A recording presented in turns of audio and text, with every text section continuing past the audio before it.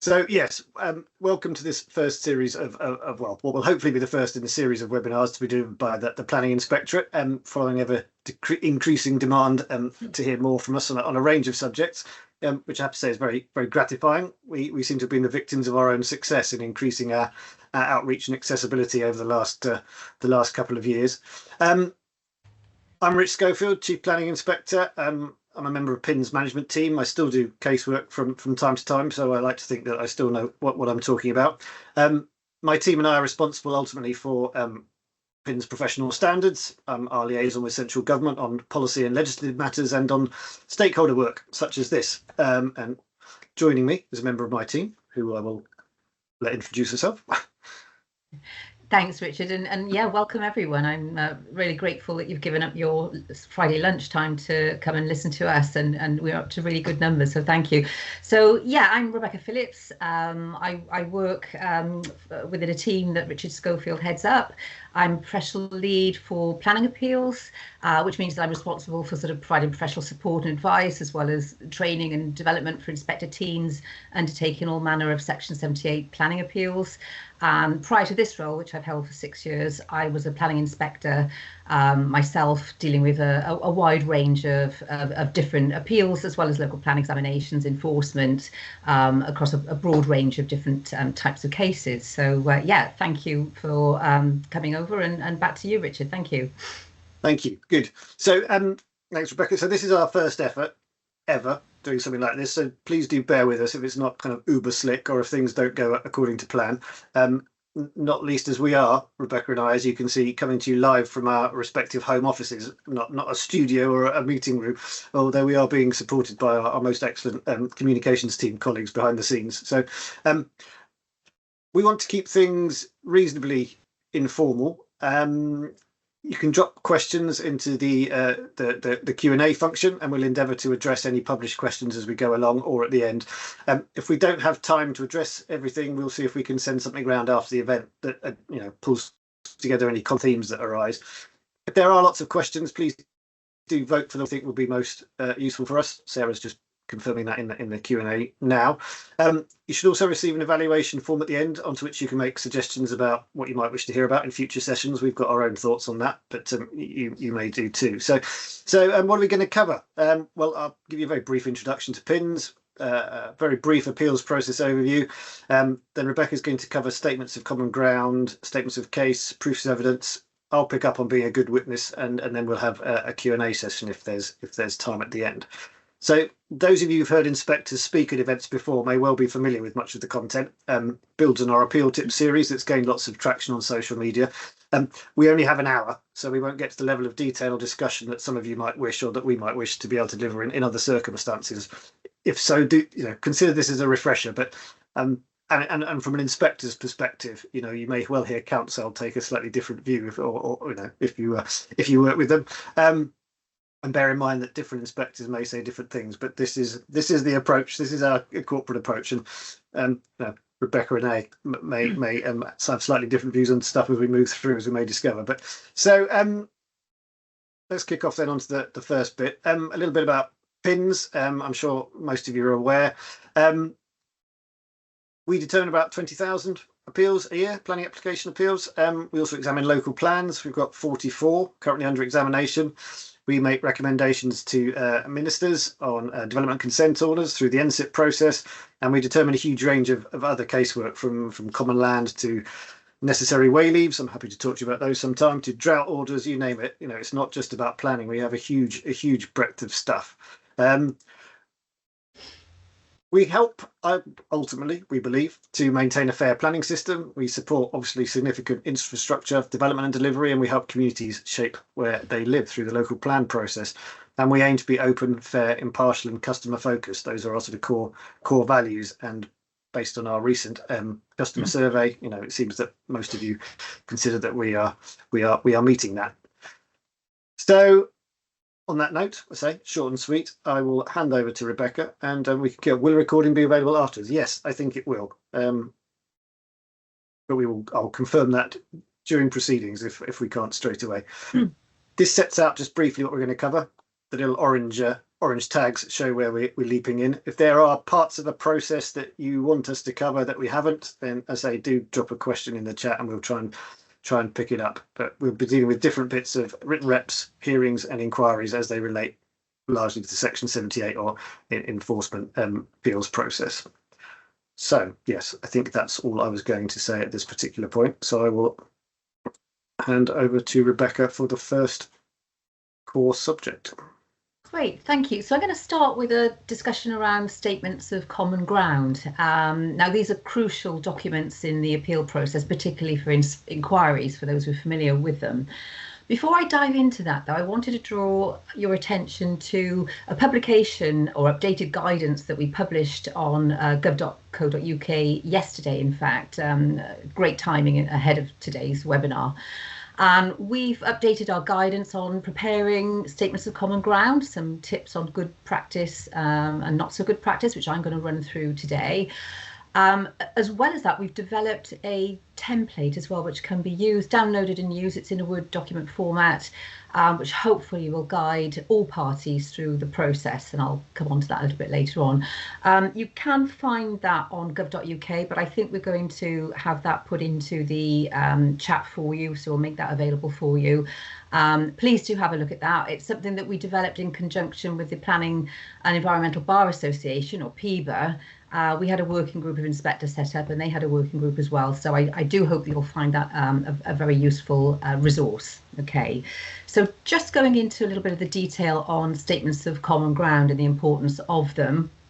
If we can just run through, thank you. So first and foremost, you know, it's not an exaggeration to say that it really will be essential to the smooth running of inquiries in particular, but it's helpful to all of our appeal events. When prepared properly, they can ensure that the evidence considered at the appeal, you know, focuses on the areas of disagreement between the appellant, the local planning authority, and others. The main purpose of one is to help inform and refine the scope of parties' evidence in their statements of case and for inquiry procedures in the proofs of evidence as well. This can significantly reduce time and effort involved for all parties when preparing their evidence, you know, and for the inspector particularly in understanding the key issues and the relevant information. So they're really, really helpful. A well-prepared statement of common ground helps to clearly identify matters that are agreed between the appellant and the local authority, pinpoint the matters that are in dispute, which could sometimes call we refer to as uncommon ground, still helpful, and focus the subsequent evidence and arguments on those areas of disagreement. So it sort of narrows the issues and really focuses on what the main issues of contention really are. I think the main tip I'd like to emphasise when preparing statements of common ground is avoid stating the obvious. You know, for example, including something like, you know, the site is in a green field on the edge of this village is not particularly helpful. I mean, we can observe that ourselves on the site visit, and it's likely to be already detailed in the original application or the evidence in any case. To be truly helpful to an inspector, I think, you know, the statement needs to focus on the issues in dispute. And topic-specific statements of common ground can often be useful in that regard as well. So remember, the goal is to streamline the process, not to create additional unnecessary paperwork, which is the last thing inspectors want. And a good statement of common ground should make the inquiry more efficient and help to, you know, all the parties, including the inspector, to really focus on the matters in hand. And in the next slide, we're going to look at some best practices for preparing those effective statements of common ground. Okay, so thanks. Here we are. We've got some best practice tips there of what to include. So first and foremost, I think, you know, work proactively with the opposing party. That's our, you know, key message here, because this collaborative approach will, you know, genuinely begin immediately when the appeal is lodged. The aim is to ensure that subsequent statements of case and you know, where relevant proofs of evidence are focused on the issues genuinely in dispute, and early engagement can also save considerable time and resources later on in the process too. Secondly, I'd say focus on the issues in dispute. While it's important to acknowledge areas of agreement, that's helpful, the real value of a statement of common ground is in clearly identifying the matters that are still contentious, those matters that still need to be explored. And this will help all the parties, including the inspector, to understand where to concentrate their attention. Be concise and avoid duplication. I mean, there's no need to reproduce information that's already been submitted elsewhere. And remember, the goal is really to streamline that process, not to create additional paperwork. As I said earlier, consider using topic-specific statements of common ground where they'd be helpful, particularly for complex cases where you've got multiple areas of disagreement, lots of issues at play, and it can be beneficial to create separate statements of common ground for different topics as well. This can make the information more digestible and, of course, easier to navigate too. Avoid stating the obvious. As I mentioned earlier, there's no need to sort of include purely descriptive information that's already listed elsewhere and has already been agreed. That can be easily observed or is already well documented. I'll focus on the substantive issues that will influence the appeal outcome as my advice there. When preparing statements of common ground, I mean, keep in mind that the purpose is for assisting the inspector in understanding the key points of contention quickly and clearly. I mean, a well-prepared statement of common ground can significantly enhance the efficiency of the appeal process, particularly for inquiries. And in the next slide, we're going to look at some specific elements that should be included in a good statement of common ground. And again, that publication that we published yesterday is helpful in that regard as well. Okay, if we go on to what can be included. So first of all, include a list of agreed plans, drawings and core documents. That's always very helpful. It's one place that the inspector that can then look for those agreed plans and drawings as it sets out on the slide. Sorry, I missed that. And this ensures that all parties are working from the same set of materials. And that's really important because there can be nothing worse than being concerned that you've got one set of drawings and core documents open and parties might be working off something else. Then that can be quite disruptive and concerning as well. You want everyone to be able to focus on the same documents. Now, clearly identify the relevant policies and the suggested weight to be attached to each. That can be very helpful as well. That might be particularly important where there could be differences in interpretation or where perhaps policies, different stages of the adoption process as well. And it's crucial to sort of outline areas of agreement and disagreement on evidence, particularly on technical studies as well. This could include things like housing land supply, traffic assessments, environmental impact studies.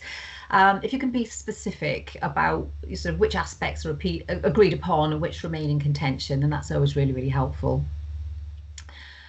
Include a list of suggested conditions that can go into the statement of common ground as well. That's very helpful. And both those that are agreed upon and perhaps those that aren't. Again, one place then that you can go to when you're looking and having that session on conditions that was helpful. For any conditions that aren't agreed, briefly explain why. That's helpful. And this will help the inspector understand the areas of dispute and the reasoning behind them as well. So if you can do that, that's really, really helpful. If there's a draft planning obligation, such as a Section 106 agreement, then please do provide information on its status. Clearly state if it would satisfactorily address one or more of the reasons for refusal, whether it's been executed, etc. That's really helpful. And remember to explain any revisions or amendments to the original proposal and confirm if these were agreed at the application stage as well. I think that could be helpful in a statement of common ground. And that helps to provide a clear picture of how the proposal has evolved. If there are any sort of uncommon terms or abbreviations in your field, particularly on the technical side of evidence, then it's sometimes helpful if you can include a glossary so that all parties have a common understanding. And whilst it's important to be comprehensive, always strive for conciseness. The goal is to provide a clear, focused document that aids understanding and streamlines the appeal process. And by including these elements, you'll create a robust statement of common ground, hopefully, that serves its purpose effectively and helps to focus the inquiry on the key matters in dispute as well. So we're going to move now to statements of case next. And again, these are more crucial documents in the appeal process. So it's important to understand their purpose and how to approach them effectively. Okay, so statements of case then. They should contain all the details and arguments that a party will put forward to make their case in the appeal. It should include supporting documents and evidence, and for appellants, this must be provided at the time of making the appeal, while the local planning authorities provide theirs later in the process, as set out in our procedural guide. So what's the key to an effective statement of case? I think, again, similar to statements of common ground, it should be focused, efficient, directly relevant as well to the matters in dispute. While the procedure guide suggests that a full statement of case should not normally exceed 3,000 words, we recognise that this might not always be appropriate in all circumstances. However, we do expect the documents to be concise.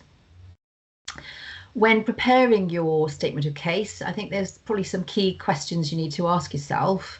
For councils, you could ask, does the officer report say all that is required? I know, councils include officer reports and they're very helpful, but if they don't include everything, then it's helpful to elaborate on that. If they do, usually just a short statement, cross-reference into that officer report and confirmation that the proposed conditions, etc., is really helpful. Just to say, we refer you to our, our officer's report to the council, and that includes everything, or not.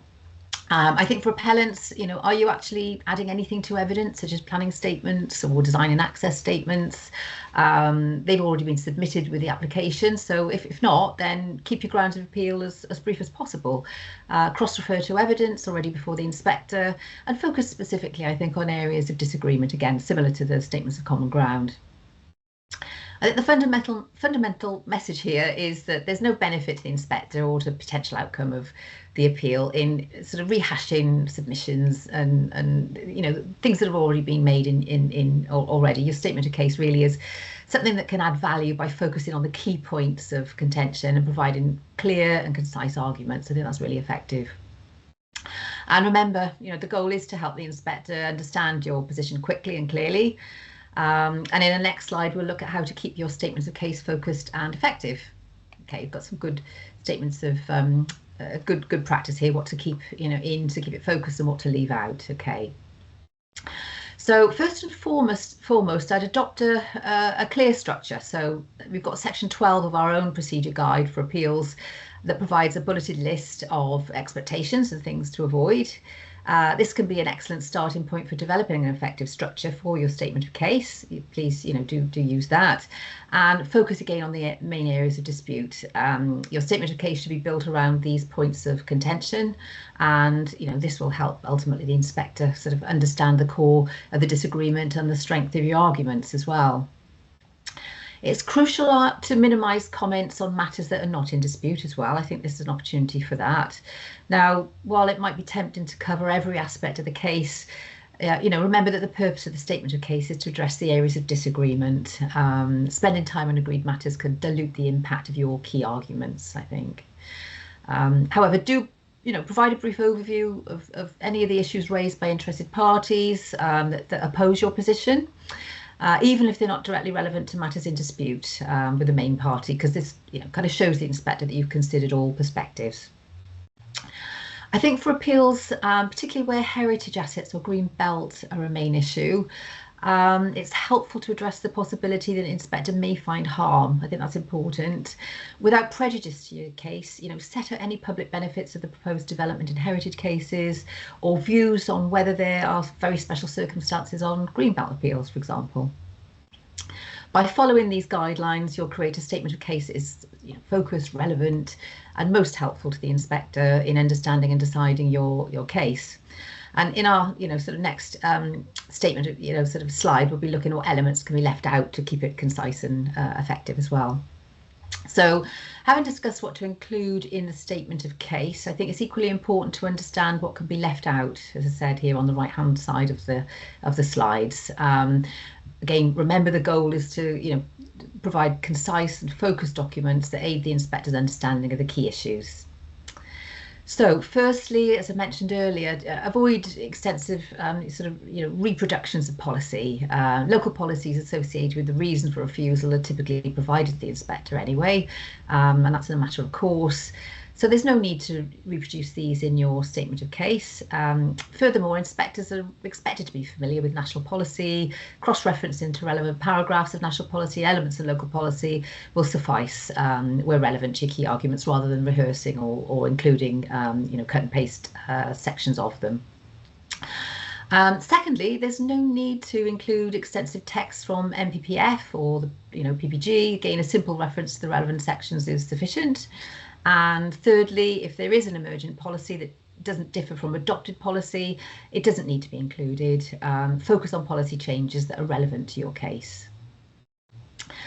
So having discussed what's to include in the statement of case, it's equally important to understand what can be left out. Remember, the goal is to create sort of concise and focused document that aids the inspector's understanding of the key issues. Okay, by leaving out these elements, again, as I mentioned, you'll create a more focused and effective statement of case, and this approach saves time for all parties, but it also ensures that inspectors can quickly grasp the core issues of your case.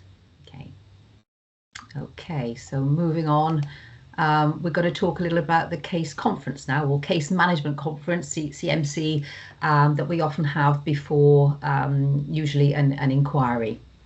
So this came about following revisions to the inquiry procedures after the Rosewell review some years ago now, and we now hold what they call a case conference or a case management conference, typically arranged by us within 7 weeks of the appeal start date. The case conference is generally conducted as a virtual meeting via Teams with the appellant, the local authority, any parties who have been granted Rule 6 status at that stage, and any other party the inspector may wish to invite. Before the conference, the inspector will send out a pre-conference note. Now, that note will usually include an agenda, a reminder of case conference call etiquette, and importantly, it will also set out what the inspector considers to be the main issues and any other matters that may need to be addressed.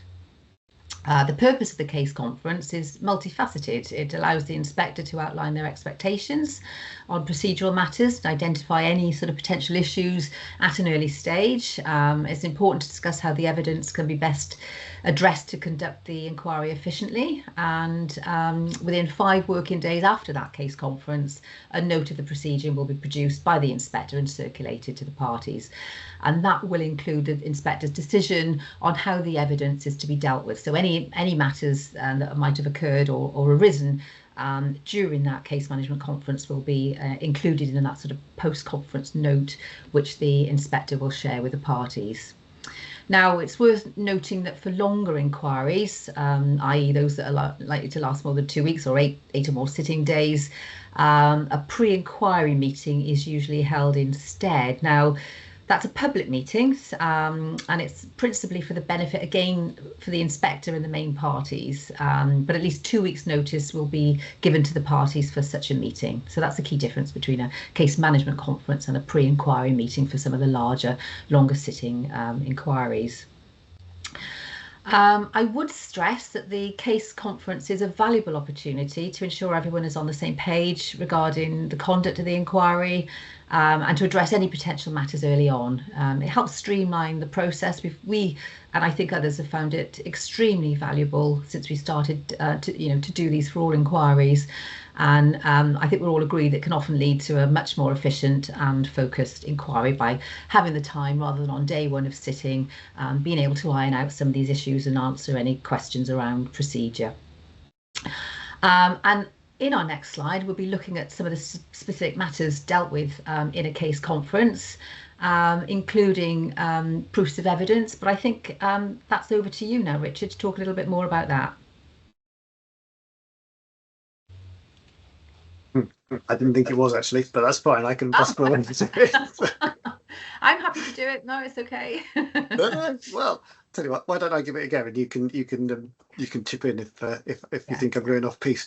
So yeah, as it says here, proofs of evidence are submitted 4 weeks before the inquiry, and are usually prepared by expert witnesses. We would usually expect, as you might expect, a statement by the witness that this is your work, and it is in line with your if you like professional code. They are generally used for examination in chief and cross-examination. There is a requirement to include a summary if they're over 1,500 words. And rebuttal proofs are an issue. There's no, as far as I'm aware, well, there is no inclusion in the regulations for rebuttal proofs. Some inspectors find them helpful, some less so. I'm in the latter camp. I've never been a fan of rebuttal proofs. They tend to turn into ping pong between the parties, which is better dealt with at the event itself. But sometimes they can be helpful, but usually at the inspector's request or indeed discretion, as it says here. Is there a second slide relating to proofs of evidence, Pete, or is this the only one? No, we're moving on to effective witness after this. Well, no. Well, let's just stay with proofs for a minute then, if that's all right. Because I mean, there may be things here that some of the same principles that Rebecca's already touched on in relation to statements of case are also equally pertinent in relation to proofs of evidence here. So, make sure you're using the most up-to-date information in your proof. That you are. Again, if you've got housing land supply issues, that you're actually giving some detail in relation to all of that. Don't just copy and paste from previous proofs. We're not particularly interested in that. We want what's relevant for your one in question. Keep them focused on the the key areas of your case. Don't sort of get expansive and start addressing other issues. And don't, what's unhelpful for an inspector, again, as Rebecca said with statements of case, is reams and reams of stuff about policy that the inspector will be aware of, reams and reams of stuff about site history that the inspector will be aware of, 35,000 appendices, maybe 2 of which are likely to be helpful for the inquiry, or indeed, excuse me, hearing occasionally. We'll come to this perhaps when being an expert witness, but I often find that with your proof, it's not particularly helpful to read out loads of it at the start of your evidence in chief, or indeed at any point. It's useful. They can also be useful to draw out specific points of interest that you think are key to your case and will be helpful to the inspector. The only other point I'll say, again, this is a sort of common theme for us, but while I've got the mic, as it were, please don't submit loads and loads of other appeal decisions. This is a huge bugbear for inspectors. Yes, precedent can be an issue, but what is often the case is that we get chucked in, 35,000 Inspector Y did X in a previous appeal, and you need to take this in consideration. Well, do you actually? Is it comparable? Most cases are turn on their own facts, and having something from a different local planning authority under a different planning policy regime in a context of you as the inspector not knowing what evidence was before your colleague at that time is not terribly helpful. That said, if you want to stick them in, make reference to other appeals, please do make sure you've provided us with a copy of it. Likewise, if you're referring to legal precedent or judgments, again, please provide us with copies, because we don't want to have to go searching around the internet for stuff. That's my off the cuff piece. Rebecca, did you want to add in some more pithy remarks? Yeah, no, I think that's absolutely right. I mean, it's not helpful to have rebuttals on rebuttals. I think, as you say, it becomes a bit of a ping pong. It goes on and on. You might as well just carry on and deal with that at the actual event.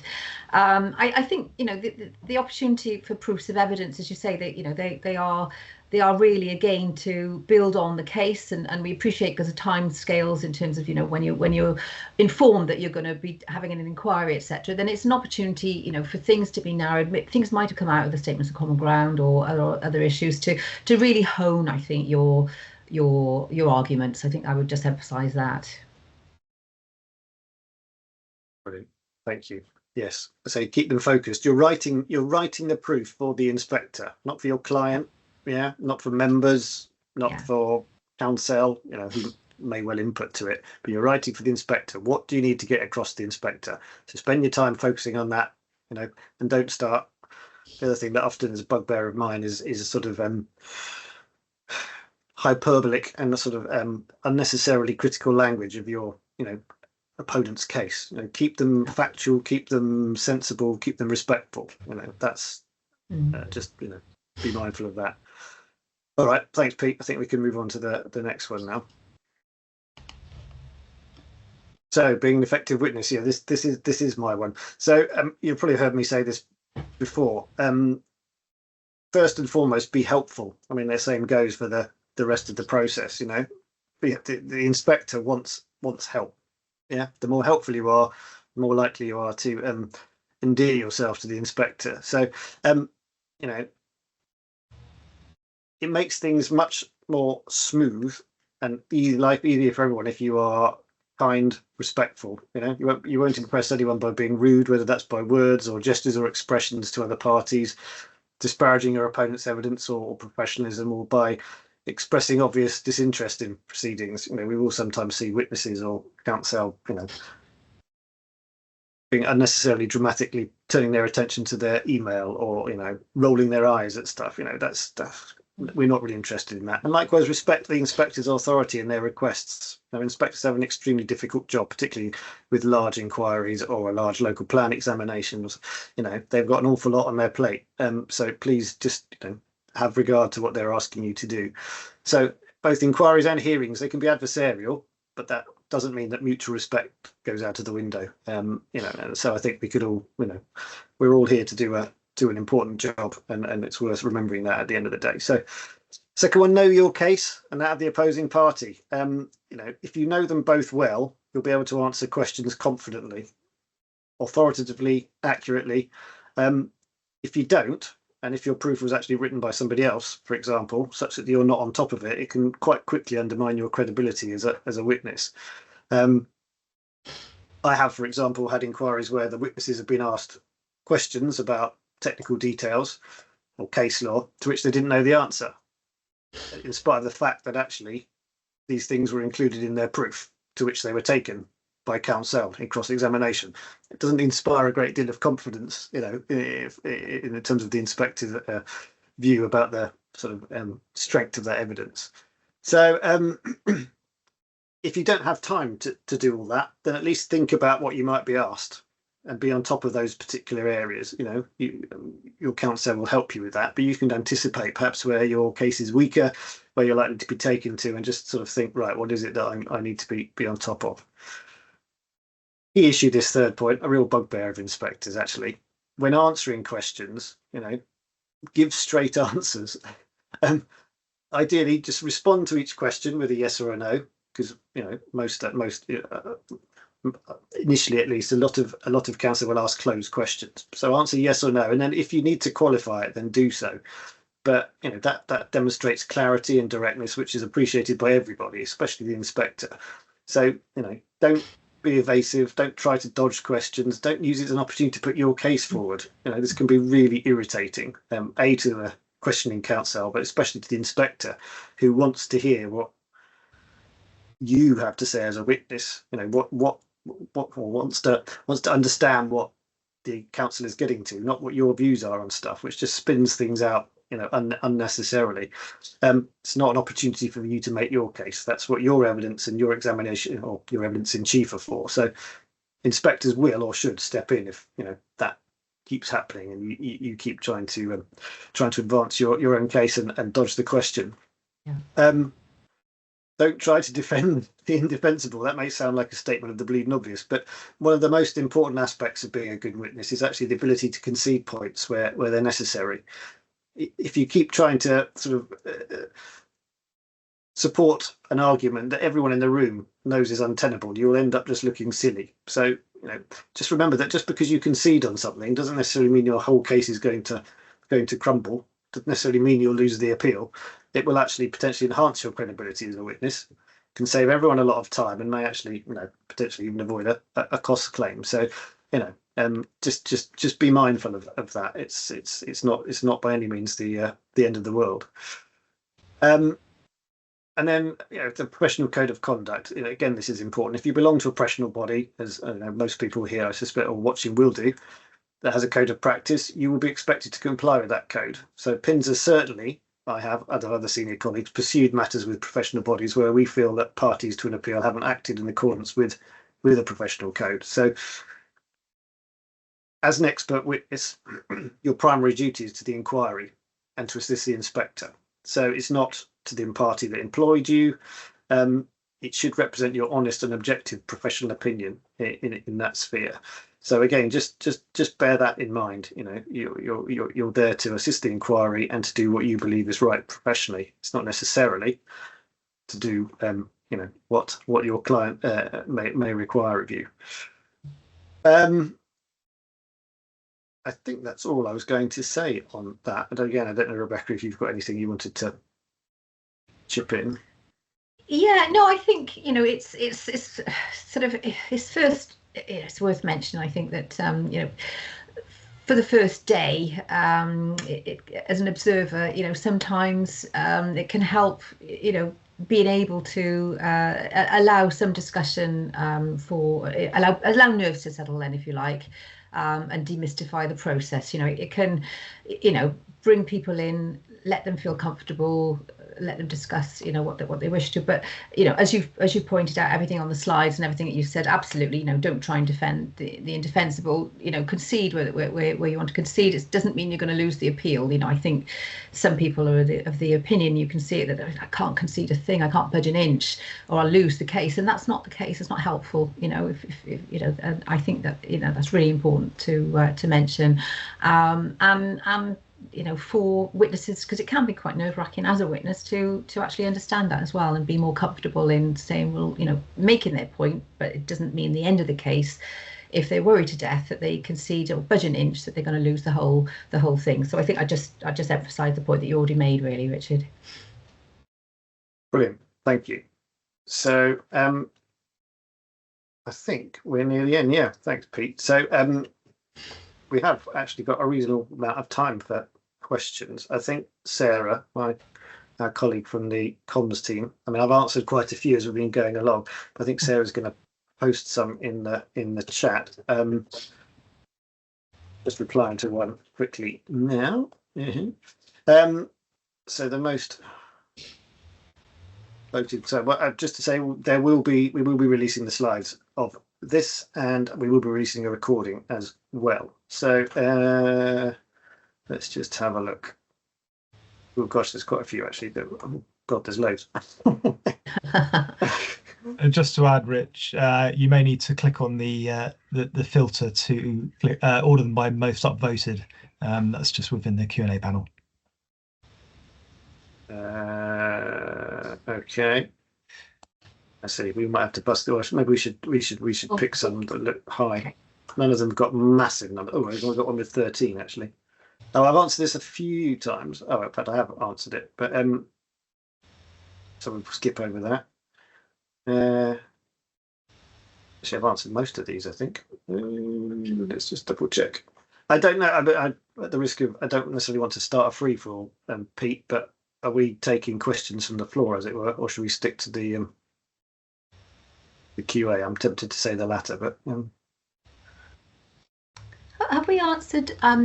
I think I saw a number of questions around CMCs, whether we're going to introduce them for hearings. Did we answer that one? Oh yes, do. Yeah. I mean, I think the answer there is, yeah, that would be very rare. I mean, hearings are meant to be, you know, something that run for a day, but it's not, you know, not to say that it could be helpful in certain circumstances. There just might be a reason that an inspector might want to hold a case conference ahead of a hearing.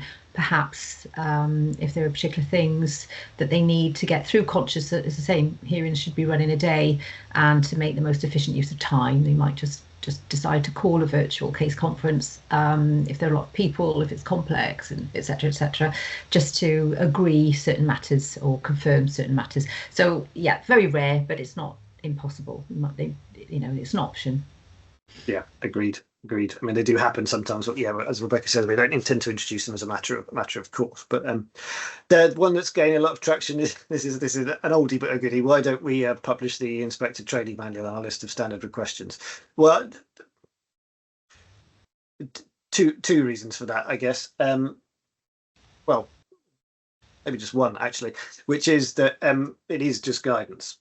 For our internal guidance for inspectors, and the Inspector Training Manual is a living document, by which I mean it gets updated regularly. You know, Rebecca and others have a, you know, keep a weather eye on changes to policy. My team, Rebecca, deals with High Court challenges to our casework and just case law generally, which we then feed in. So if it's published, we have to make doubly sure that it is accurate the whole time. Now, there might be a way of doing that in real time that we could address and that would solve those problems. The second thing is we are wary, or I am wary of it becoming seen as, I've put this in relation to some LinkedIn conversations not too long ago, we're wary of it becoming seen as the sort of and I use the term advisedly, but the sort of the Bible in relation to a lot of these issues. There's probably there may be stuff in there with which others disagree, and we don't necessarily want inspectors being presented with inspector training manual at events to say, well, your manual says this, and say it's just guidance. That said, we haven't ruled the idea out at all, because we are well aware that it does get FOI'd on a reasonably regular basis, or at least parts of it do, and that people do find it very helpful. So it's something we're keeping sort of watching brief on. In terms of our standard conditions, again, this has been on LinkedIn just very recently, we are thinking quite seriously about that, because it's much easier. The sort of the content and approach to conditions doesn't change as often, and obviously it would be helpful for inspectors, well, indeed everyone, if events, you're always fairly certain what it is you're going to see in a condition. We don't have to spend lots of time going through them and saying, well, this one hasn't got an implementation clause, or does this one really necessary? So on the conditions thing, we watch this space is all I will say. On the inspector training manual, the jury is still out, to be honest. Sorry, Rebecca, go on. There's been quite a few about the guidance for us requiring completed Section 106 agreements on submission, and I think a point was raised also about statements of common ground, and I think you answered that one to say, of course, there's the cost regime if parties aren't producing these in time. But I just wanted to say on Section 106 agreements, so we are trying to keep to targets and speed up the process, and one of the areas where we do find that inquiries, hearings, events can be completely derailed, and we can really be at a danger of missing targets, is where there's late submission of Section 106, even after the event is closed, perhaps. And of course, statements of common ground, we know, that they're more effective and more useful the earlier that we have them as well.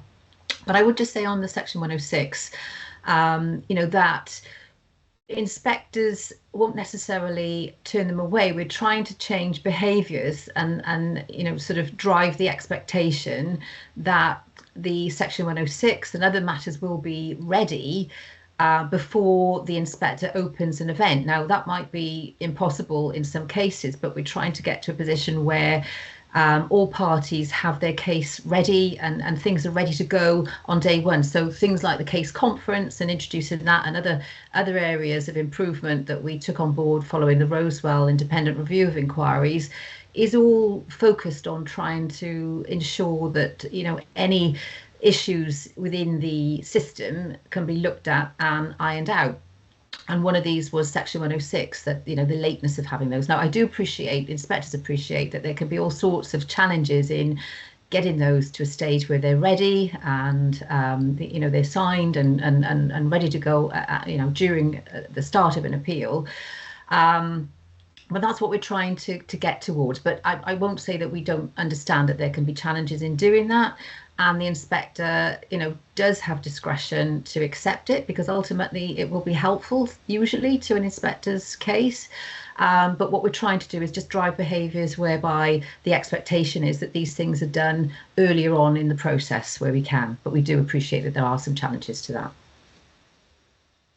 Okay.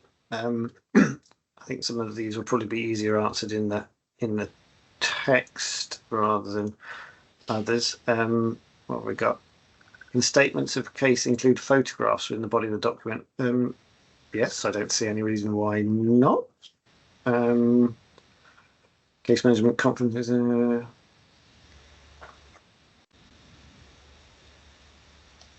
The new evidence thing I have answered, but if that's not satisfactory, let me know. I mentioned DCOs. Is it not advised of the process? That I will have to have a think about.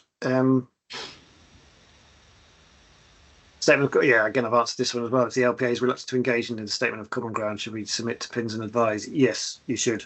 Well, it's not a statement of common ground in that case, but yes, draw it to the inspector's attention. It may well be grounds for potentially a cost claim against someone, a party that's not prepared to engage with such a thing, which is always unfortunate because, as Rebecca's said at some length, that they are extremely valuable. The issue of streaming of events, are we planning to make it mandatory? Not at the moment, no, and I don't think we can, if I'm perfectly honest, albeit Rebecca did a lot of work on this around the COVID pandemic lockdown time. It's ideally we would like that, because we certainly find there's greater engagement as a result of it, but certainly I don't think we're in a position to do so, and as you say, lots of local planning authorities don't necessarily have the kit required to do so. There was a slide on accompanying evidence that was only briefly shown. May we see it again, please? Pete, are you able to track back to that? Yeah, I'll bring that back up. Yeah, I think we skipped over that one by accident. Slide 12. Yeah, slide 12. Yeah. Thank you. Then we can talk about other bits and bobs while we're doing that. A planning consultant submits a reduced statement of case in the hope that the appeal will be heard at an inquiry. Is there a position prejudiced? No. Well, what am I trying to say? You should always submit a full statement of case. That's pretty much what the guidance says. So, our advice would be always to work on that assumption that you need to. So, are you prejudiced? No. Are you potentially doing yourself a disservice? Yes. But we do have procedures in place where certainly an inquiry is asked for, and it gets it's decided to hear it as a hearing instead. But and indeed vice versa, we do have some wriggle room around that, and we are reasonably generous in terms of the time we afford to submit additional stuff. But we would always very much encourage you to submit your full statement of case rather than a sort of pre-seed version of it. Probably the presentation, yeah, that's all going to be done. How interested are inspectors in the background time of the application, the conduct of the LPA's determination?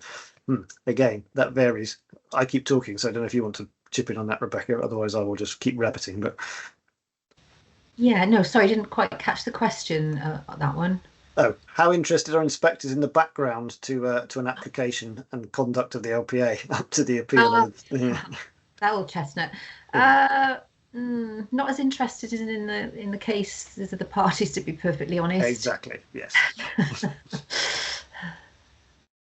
Yeah, but we're not really. To be frank, we're our time is focused on the case itself, and the rest will largely be kind of, well, that's history, that's for you and the LPA to sort out. The inspector's more focused on what's happening now, unless something has happened that's so significant that it's potentially resulted in the appeal itself being a waste of time.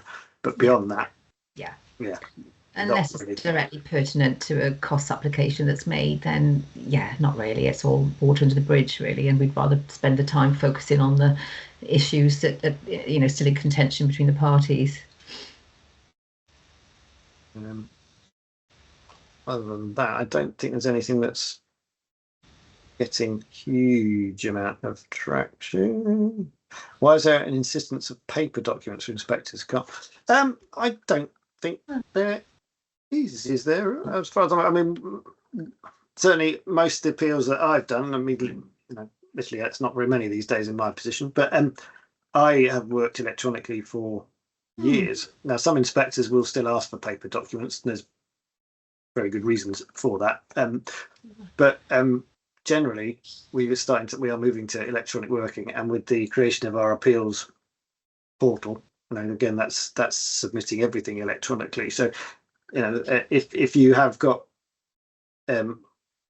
examples of where we've insisted on paper documents, on a regular basis, then let me know. But generally, it's because an inspector has a particular need for something. Might be a reasonable adjustment. Might just be that there's a particular map that's very hard to see on a PDF, and you want a bigger version, or But Well, scale drawings might be the exception as well in some particular large schemes. Say it might be helpful to have a copy of a scale drawing, but by and large, yes, we are all working and encouraging inspectors to work digitally and as digitally as possible, and ditch the hard copies as much as we can. But yeah, as you say, Rich, if there is a particular reason that inspectors might want copies of some documents in hard format, then there would be good reasons for that. But yeah, do let us know if that's the expectation on all or something. That would be unusual. Where are we? Actually, I've lost my place now, so I'm going to have to just hop around, which I know may infuriate people. But I'll pick up one that I think you've answered. Oh, do thank you. Yeah. That new evidence permitted beyond what was submitted with the application. It just goes back to the point I made on trying to get information in early, like statements of common ground and Section 106 agreements I referred to. I think it's the same for evidence. Now, the inspector has discretion ultimately, and if they feel that additional evidence would be helpful, useful, then they may, allow additional evidence to come forward that might not have been available with the initial planning application. But generally, we try and base our decisions on what was before the council when they made their decision, if it was a determined application and we're dealing with it as an appeal, for example.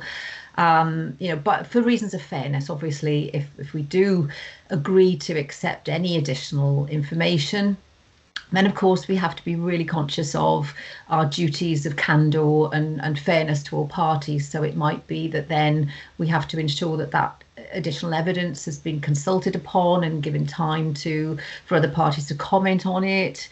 In some cases, it could even affect, any of the sort of sustainability appraisals or SCA conducted. Like, you've got to be so careful in accepting new evidence. It could really open a Pandora's box. So, as I say, it could derail the process as well. By and large, we try and resist any additional information that wasn't, part of the original application, particularly for smaller. I think cases, householder cases was mentioned, particularly for smaller cases. Then, we can deal with it much quicker if we're just dealing with what the authority dealt with in the first place. I think, unless there's anything else there, Rich, that you wanted to disagree with or pick up on that. I think it's a question we get asked quite a lot, isn't it? Yeah, no, I agree. Nothing to add to that. Just one I do want to pick up on from Heather Webb.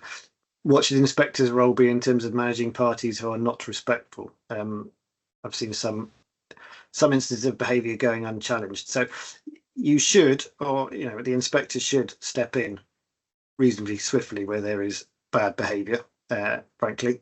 And if that's not the case, then do please let us know, either through our customer service team, through our press office, or I'm always happy to be, or Rebecca through LinkedIn, or other channels. But inspectors are trained in this.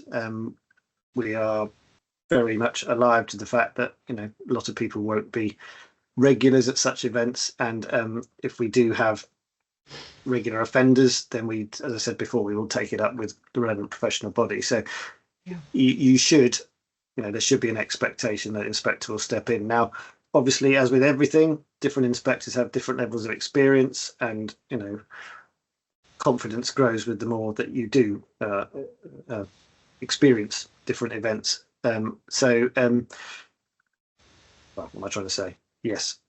Our expectation is that inspectors will manage events such that sort of behaviour is stamped on very quickly. But if that's not happening, then please do let us know.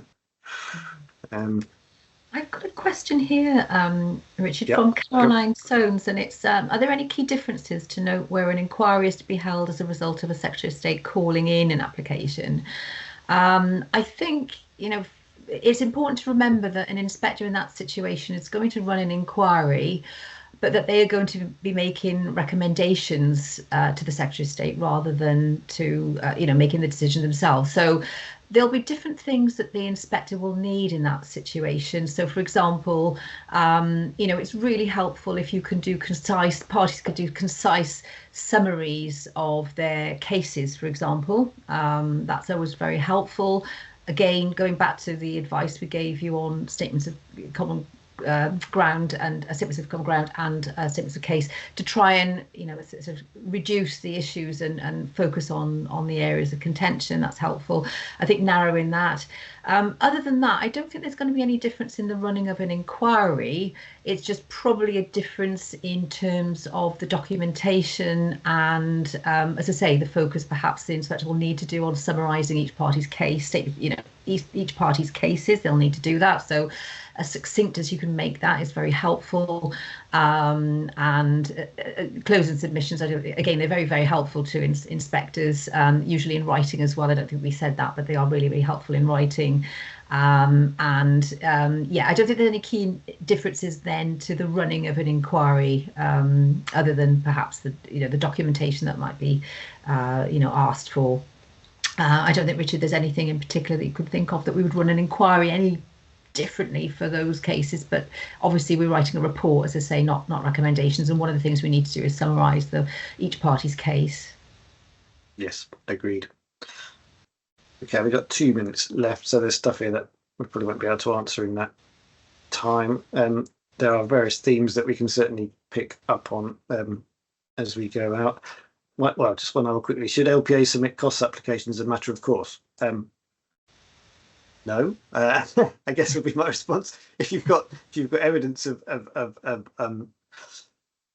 unreasonable behaviour that's led to increased, wasted time or cost, then yes, by all means do. But if you mean just should we chuck in a cost application with every appeal, then absolutely not, because you need something to hang it from. But there's no reason why you shouldn't put one in if you think there's a case to be made in relation to it.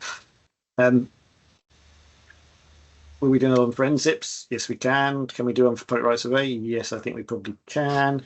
Thank you from Donna Savage, who I've not spoken to for many years, but thank you for running this. Oh, you're very welcome. We are doing our very best to, if you like, be less opaque and to make ourselves more accessible. So if people are finding that helpful, it's very gratifying to hear.